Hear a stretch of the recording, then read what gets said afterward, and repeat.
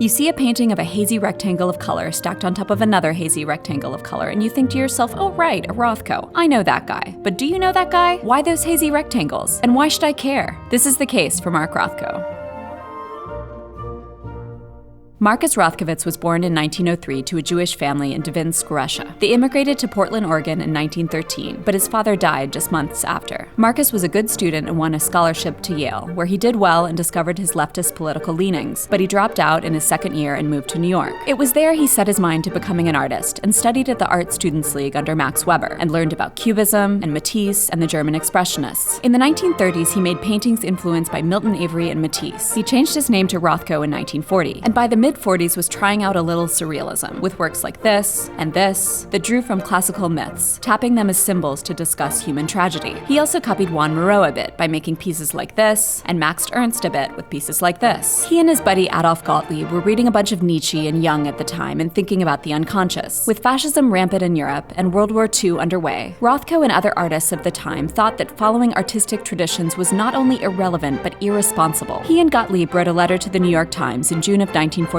saying, "There is no such thing as good painting about nothing. We favor the simple expression of complex thought." Rothko wanted to answer the big questions, and he was trying to find his own way to do that. Large, flat, misty areas of color started appearing in his paintings. The works became more and more reduced and simplified and geometric until he went completely abstract in 1947. By 1950, he had found his jam, and then he just kept on doing it. At the time, Rothko's paintings were utterly new. Before then, color was usually tied to narrative content. But Rothko was asking color alone to draw out emotion. Yes, he did basically the same thing again and again from 1949 until his death in 1970. But for him, it was an extremely useful and seemingly inexhaustible structure within which he said he could deal with human emotion, with the human drama, as much as I could possibly experience it. He said this style offered him the elimination of all obstacles between the painter and the idea, and between the idea and the observer. By getting rid of anything that triggered history or memory or narrative or even geometry, he was trying to create an overwhelming sensory experience for the viewer through monumentality, simplicity, and stillness. Many have described standing before a Rothko as a religious experience. He would layer glazes of color to build hues so deep and rich that they seemed to glow, something Renaissance artists like Titian and Giorgione also did to great effect. The symmetry of Rothko's work also connects it to religious painting. Collector Dominique de Menil said Rothko's paintings evoke the tragic mystery of our perishable condition, the silence of God, the unbearable silence of God. In 1964, de Menil and her husband John commissioned Rothko to paint a set of murals for an octagonal chapel in Houston, Texas, which you can visit today. The murals are somber, using dark maroon, purplish red, and black. With these, he wanted to create a sense of enclosure and a space for meditation. Rothko was a deeply troubled and depressive man. He took his work very seriously and spent a great deal of time and focus and angst in creating each of them. In 1958, he was asked to create a set of murals for the Four Seasons restaurant in the new Seagram building in New York, calling it a place where the richest bastards in New York will come to feed and show off. He set to his task using a dark palette and planned for the enormous paintings to hang oppressively overhead, wanting to make the viewers feel they are trapped in a room where all the doors and windows are bricked up, so that all they can do is butt their heads forever against the wall. But he eventually decided to hold back the paintings, and instead gave them to the Tate in 1969, where they still hang today. Rothko strictly controlled the environment of his paintings, demanding they be shown in low light, in groups, encountered at close quarters, and never mixed with work by other artists. He did this not to be difficult, but because he cared deeply that you have an immersive, transcendent experience. You're not looking at the paintings, you're with them and within them. More than anything, Rothko wanted to make you feel something, to encounter the undefinable, to stare into the void, to confront universal human tragedy. This isn't painting about nothing,